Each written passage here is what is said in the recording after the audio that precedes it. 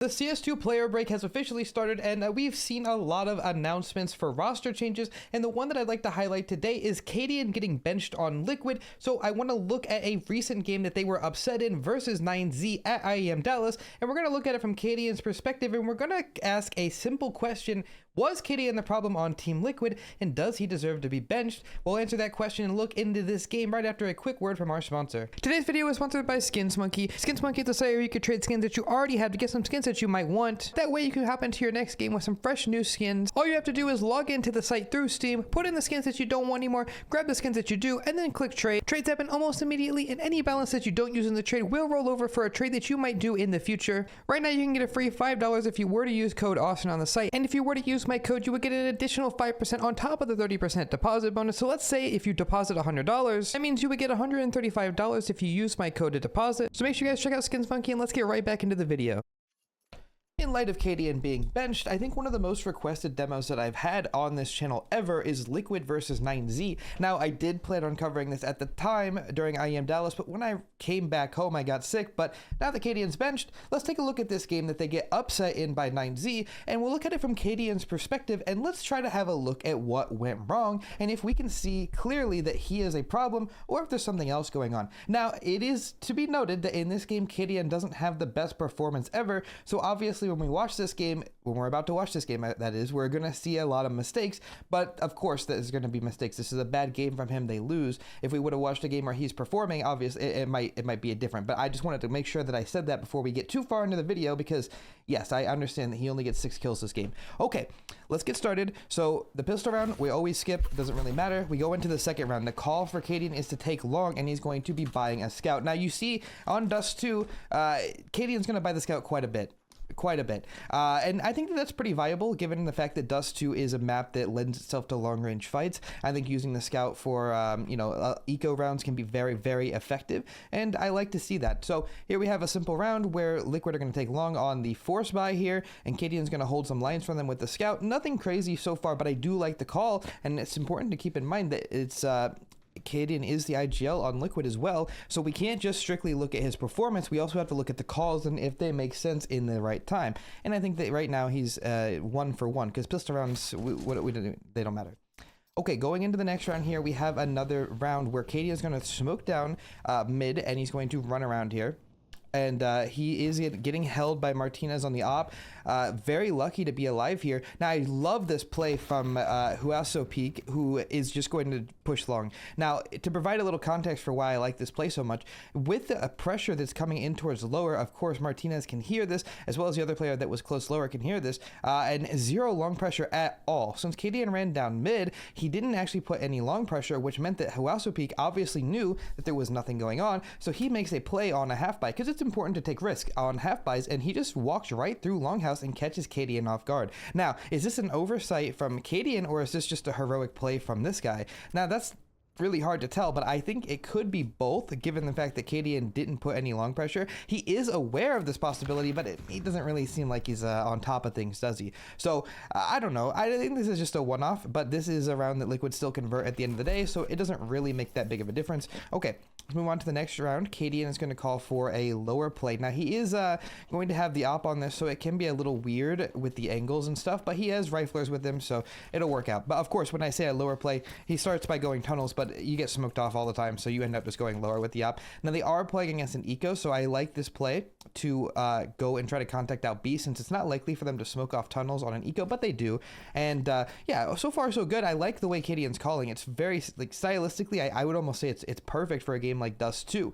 And yeah, so obviously we get sound cues, a little mid pop. Cadian's going to miss a shot, which is going to be something that we're going to have to talk about, because it's not just this game, it's actually a lot of games. A lot of games that I've been watching from Liquid, Cadian misses very important shots. Now, on Heroic, he didn't seem to be struggling as much with the op IGL role, and that could be for a lot of things, but I'm going to give you my theory in bits and pieces as we progress through this demo. I don't necessarily think that Cadian is the problem on Liquid. I think that he has to overcompensate with his calls quite a bit on this team, and it's going to distract him from hitting shots. For example, he could be playing, holding an angle, and because Yakinder is a very aggressive player, or because Skulls is not an experienced player, he will often probably, this is all speculation, but he'll probably be looking at the radar quite a bit, trying to tell Yakinder, hey, slow down. Hey, Skulls, pick up the pace. Hey, Skulls, I need you to be here. Because again, it's not Skulls' fault, but he is obviously the inexperienced player on Liquid, and Cadian is used to playing with Danish players who have been in the top 20 players of all time, and to pick up somebody who's a rookie effectively, it's going to be a lot that Cadian needs to tell him in the middle of the rounds. Plus, you're also playing with quite literally the most aggressive rifler of all time, and let's take a look back at Heroic. They didn't really have anybody that was known for being aggressive, did they? They all played in that system, and Cadian was able to thrive because everybody listened to him, and the pacing was really good for Cadian. So when you have Yakinder on the team, you're probably going to have to be looking at your radar like, no, slow down. Hey, oh, no, don't do that. Oh, don't do that. And because of this, Cadian's probably getting pulled in a lot of directions. And so it's hard for him to hit shots on this team. And it makes him look bad. But as somebody who's recently picked up an IGL role on my teams, I completely get this. I mean, I struggle to frag a lot harder than I do normally whenever I have to IGL. And I feel like I'm overcompensating with my calls. Okay, so all that's to say, another good call from Cadian. They're going to win the round. He's going to get a boost in towards mid here. Not going to see anything. And this is the round that I really want to look at. Well, not specifically this round, but gun rounds in general are the ones that matter. It's obvious Cadian's not just throwing away ecos, so that's good. So let's see how they handle gun rounds. Yakinder, again, one of the most aggressive riflers. He just walks out. Now, it's clear to me that Cadian is calling for a B pop here. Now, this is something that I don't like because... well, not the Cadian call, but this is something that I don't like. Cadian is, they're all going back towards tunnels. Yakinder's going for this play. Now, as Yakinder's walking out, you can see Cadian comes to line up a smoke, and he seems surprised by the fact that Yakinder gets this kill, and he just ends up not throwing it. Do I throw it? I don't know. But Cadian's the IGL. Why should he be unsure in what's happening? Why should he be the one that's going back and forth, back and forth? It's almost like somebody's overcalling him in this instance. Now, again, this is all speculation. You can only derive so much from a demo without comms, but... like he like wants to smoke, and then he's like, no, I shouldn't, but then he's like, wait, I should, but Yakinder's got B. Okay, this is just one of those rounds that I'm talking about. Obviously the individuals for Yakinder wins them the round this time, but things can still get out of hand very quickly. Now, to go back over to the action, obviously Yakinder has a very good round. He makes a solo play, but I don't know if it was the play to make the solo play. It could have been, but it seems like Cadian was not prepared for that. So this is we're definitely overanalyzing the round here, but again, there's not a lot to look at because from an outside perspective, Liquid removing Cadian, you would be like, well, yeah, that just makes sense. He's not been playing well. The team hasn't been performing. Cut the IGL, cut the Oppert, and we go from there. But when you look at the games, it doesn't actually seem to be that clear cut, does it? There's a round on CT side that I want to show you that I think is absolutely hilarious, so make sure you stay tuned for that. Here we have an eco. Now this is a round that's pretty silly, I'm not gonna lie. They go out and they're gonna be challenging Deegs. Now Cadian's gonna be holding the long range angle. He wants to make sure that he doesn't let this eco slip because, well, the only way that Deagles are gonna win the round is if you give them dry peaks without utility, right? Anybody that's a pro player can hit a 1 Deeg. I mean, even you can hit a 1 Deeg occasionally, right? So pro players, it's fair to expect them and respect the fact that they can hit those shots, so to not just be dry peaking. Now Cadian's gonna get absolutely destroyed here. Martinez takes down 2, and the eco is starting to slip. Now, is this Cadian's fault? To be honest, in this specific instance, the person that dies first out towards long, I'm more willing to be like, okay, that's fair. Cadian is just molly out, trying to molly car. There's a lineup right next to him that can molly it from safe, right? It seems silly to give this dry peek up, especially when near the Opper. Plus, it wasn't like he didn't just see what happened. If we rewind, like let's watch this yet again. It's not like he doesn't know. So Cadian creeps up, takes the shot right here. Instead of just, throwing the safe molly, he just allows Martinez to still be able to peek him. And Naf also has his molly out. So it seems like it's a big miscommunication of who's mollying car. Like, they both have mollies in their hands. They both throw molly's car. They both get 1 Deeged. You see what I'm saying? So I'm not really sure, and yeah, it's odd. So all this is to say, there's a very big theme on Liquid as we continue to watch this game, which is that I don't really think it's anybody's fault. I don't think it's anybody's fault. I think that this specific group of 5 players just cannot play together. They all the time look extremely uncomfortable. They all the time are obviously having communication issues. They're all the time somebody's overcompensating, somebody's overstepping what they need to do in their role, and you see this all the time. All right, so we got another round here. Cadian's gonna go for the boost. Going to spot somebody going in towards B. It's very standard stuff, nothing crazy. And we're just gonna go ahead and keep going. Cadian's in towards lower. Again, I'm not the biggest fan of this position with the op. It's hard to have impact. You're basically just a support player here with a shotgun. And they're going to spot the opera out. Cadian misses a flash. All right. And off the back of spotting the opera, he decides he wants to contact out mid. Martinez is the primary opera on 9Z. And so naturally, if you spot the opera towards A, it's probably safe to assume that there's no op in towards mid. And especially with the mid to A smoke up, yeah, that's what this is. You can actually contact out pretty safely and take a fight onto somebody's CT, which is exactly what Cadian is trying to do here. It looks like he's trying to tell his teammates to come group up with him. He's waiting. He doesn't want to go too fast. And the mid to B smoke gets thrown afterwards.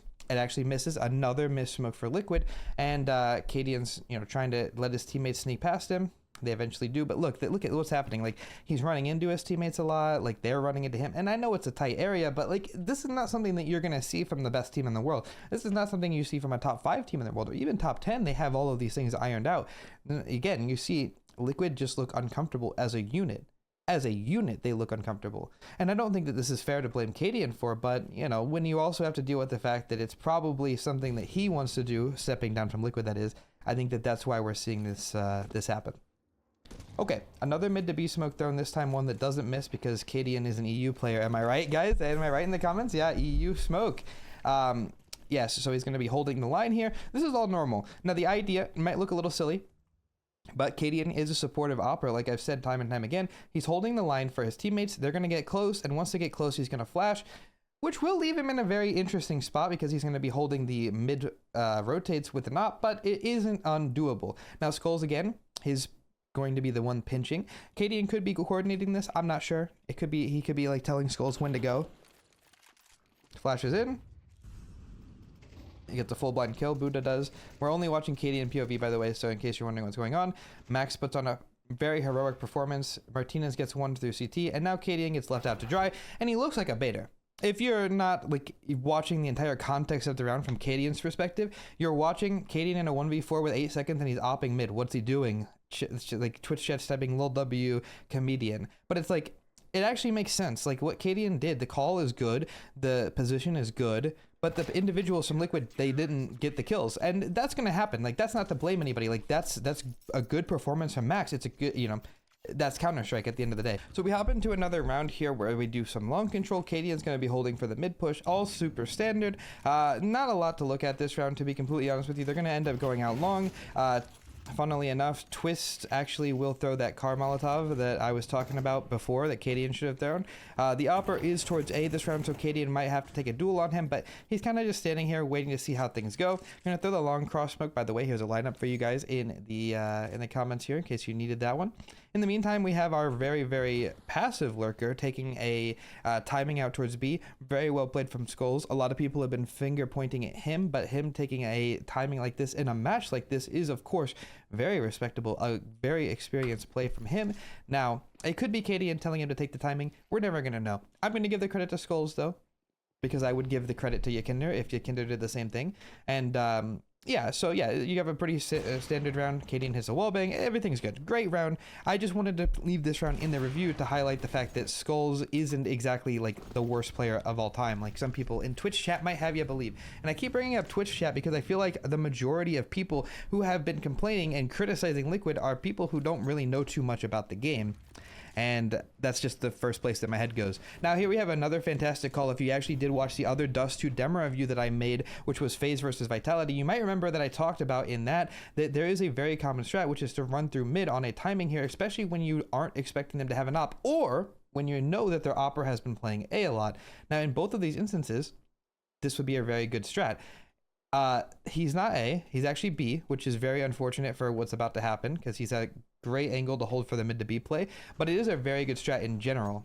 It's hard to expect your opera on CT side to be in tunnels here, but again, you see another round where Cadian is left out holding flank, and again, it looks like he's just baiting. It actually, that's what it looks like, but it clearly, as you can see, that's not what's happening.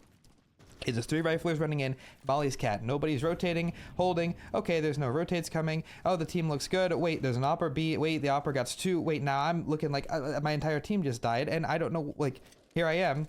Okay, Yakinder's still alive. Okay, I gotta come out here and help. I hear somebody running in CT. It's like, and then I'm getting flanked from top mid. Like, this is very overwhelming for Cadian because looks like at a certain point in the strat, everything is perfect. You have 3 guys window, and actually I think 1 guy tunnels at this time, and I want to make sure I'm right. Yes, exactly. And so it's like, oh, I'm gonna win the round because I have 4 people alive and they're all about to crunch B, and so I'm just holding cat, making sure nobody flanks, nobody's gonna run through the CT smoke, and then all of a sudden snap my fingers and my team is dead and I'm alone in mid again with the op. And it's like, at a certain point, like, is this a Cadian thing? Like, should Cadian be coming out mid with them? I don't even think so. He doesn't need to be. If Cadian had a rifle here, we wouldn't think twice, but it's the fact that Cadian has the op here that makes him look like a baiter. But what is the op realistically going to do on this B hit if he's running in? Well, actually nothing, because he can't go tunnels, because if he does, he's smoked off. Or, I mean, actually, no, there is no or. He just is. And then if he wants to go towards mid here, he's in a very big disadvantage on all of these fights while he's running up this ramp, because people can peek him from door and window at any time. So realistically, Cadian is actually making the best play on the board here. So it's really hard to say, you know, like, you just need the boys to hit the shots. You need them to get into that B site. Okay, we've gone ahead and skipped ahead to CT side. Now, there is a lot less that Cadian is going to be saying on a CT side here, because everybody knows the IGL really just coordinates T side, and CT side is more of like a general, yeah, maybe this round we do this, we might take long control here, yes, you can take your spawn to push mid. So we're not going to be looking from the IGL's perspective in this side. Instead, we're going to be looking purely from macro. Is his decision making sense in the rest of the team, and is he mechanically performing, right? Now, we did skip a round where he was versus an eco and he looked extremely shaky, but it's easy to just write that off. That happens. Yes, and this round looks very good, right? So they fake long control, they get the cat boost up, they have a mid stack. It's actually looking really good for this 4 versus 5 since they've already lost a player, and I bet you can't guess who it is. Mr. Aggression himself, I should say. Another hard situation to be put in. Obviously, Cadian is aware of the possibility of this long creep at a certain point. He's going to miss Molly, another miss nade, misses the smoke. It's actually way too deep, but that's fine, right? Like, we don't need to look too much into that. Instead, what we should be worried about is the fact that Skulls is responsible for cat, and he's also the first contact of long. So if anybody were to come up long, Skulls is going to be seeing them, right? Right, well, yes, exactly, right? It's a hard situation for him to be in. So naturally, when Cadian dies in about 3, 2, 1 right here, I'm going to go ahead and just zoom out, and you're going to see how silly this looks, because it's just a simple timing here. They're not expecting to see Skulls, and Cadian's going to get caught with his knife out, because look, Max peeks right now. He can see Skulls. He could full see him, but he's not expecting him there. So when he peeks, he's going to see Cadian. Well, he did see him, but he didn't shoot at him because he wasn't looking at him. He's going to see Cadian and just completely catch him lacking. Is this Cadian's fault? No, but it's not really Skulls' fault either. He has to hold cat when he knows that they're cat.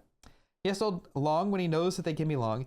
This is an uphill battle. He's not expected to win. Like, this is just gonna. And all of this is not to take away from 9Z's performance, because some people are probably thinking right now, Austin, all you're doing is saying Liquid are playing bad and you're not giving any credit to 9Z.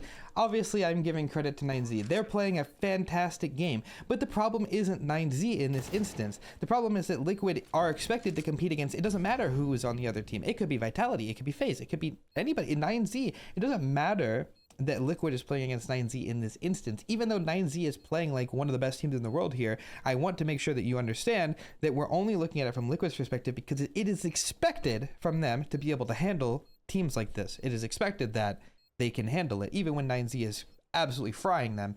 Now, with all that being said, yes, 9Z is playing really good, but for what they're doing, this is a Dust 2 game, and this is an Aimer's Paradise, and Dust 2 is technically not the most insane map to look at, so that's why we're looking at this from Liquid's perspective instead of 9Z's perspective, where you might want me to be looking from their perspective to see what they're doing.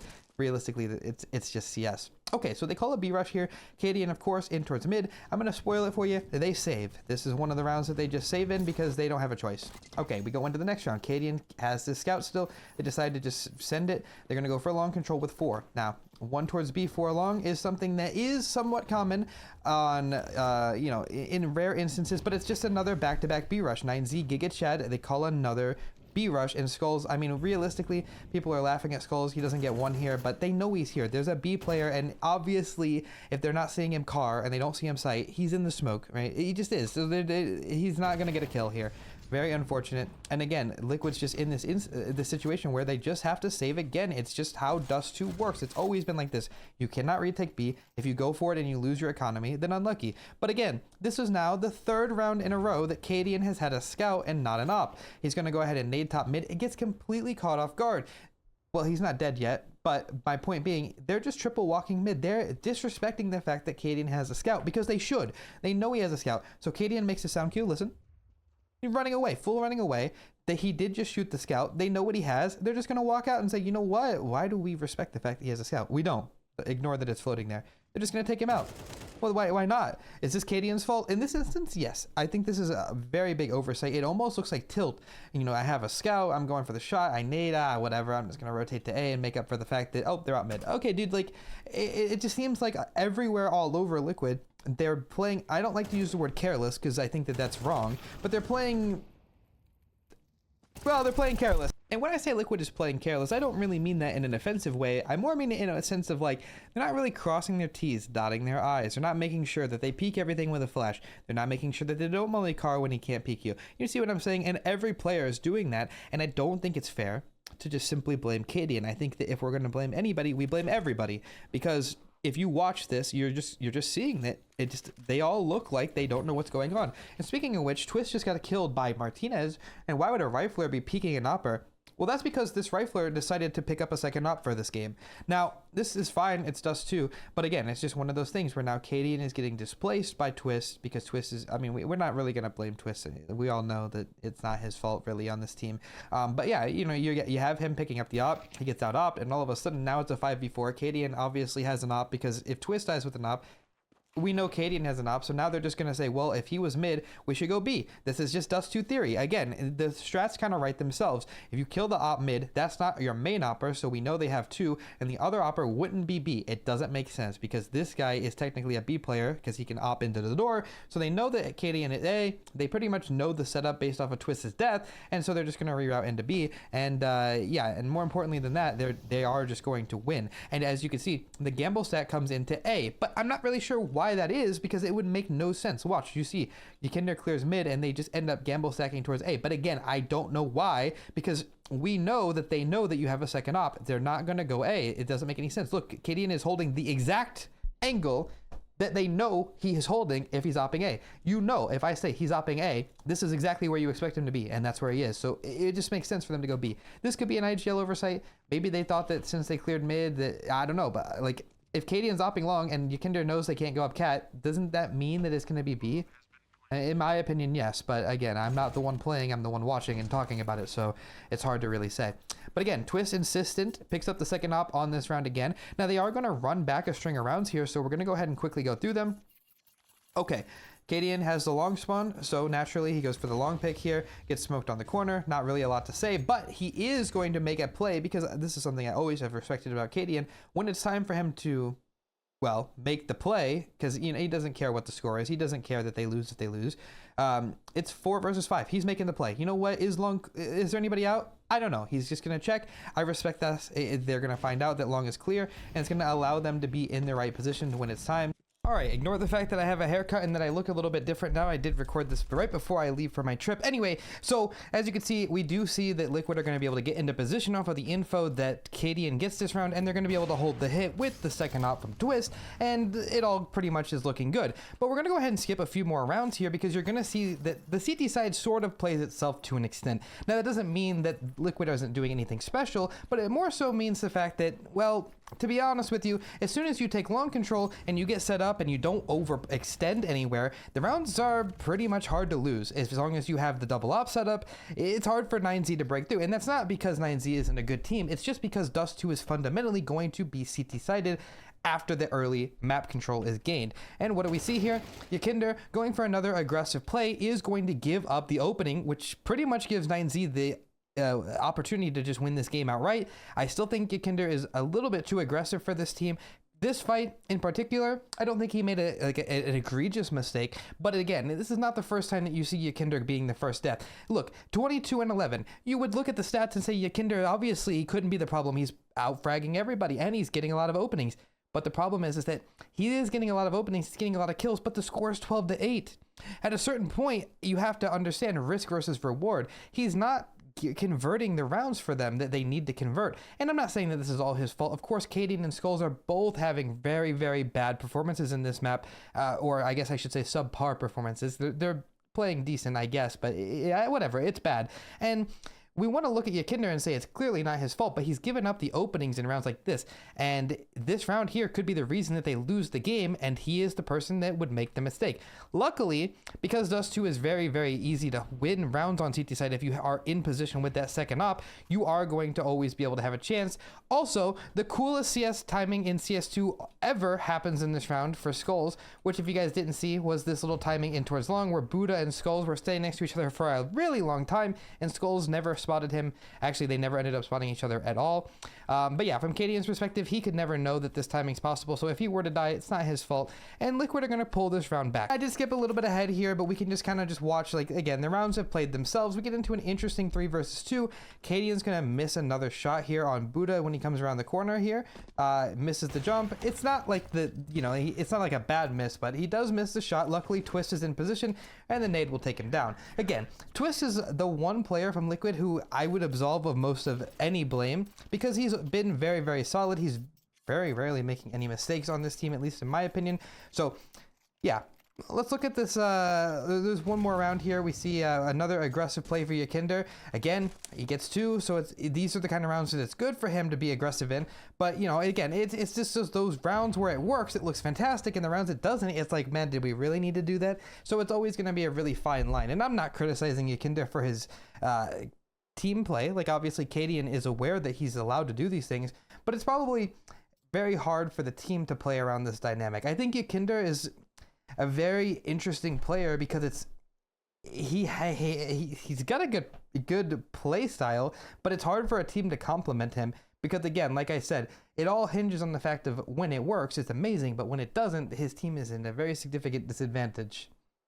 Okay, let's wrap it up here. We'll go on to the next round because obviously Liquid are going to close this round out because 9Z save on Cat. And we have the final round. Unfortunately, spoiler alert, 9Z are going to close it out here, but let's look at where it goes wrong. It looks like 9Z is going to go for a little bit of a Cat play here. Skulls is sitting behind this smoke. He hears a lot of info. Cadian's also in a decent position, so I don't hate the setup for Liquid. They have full long control from Yakinder, and they have 2B in case the B pop comes in. It's all going to hinge on the fact if Skulls is able to get away without dying, or at least get some kills. And of course, when the time comes, he's going to be able to reposition. They're going to direct the T's into a late mid to B play, and the secondary op from Twist is going to miss the kill on the Buddha. His teammate goes down, and it's all going to go terribly wrong here, leaving the A players stuck on an island coming through the smoke. There is absolutely no chance, and that's how Liquid were upset versus 9Z. Now again, all of this is to say, it's really hard to say that Liquid was playing like they were a top 10 team in the world.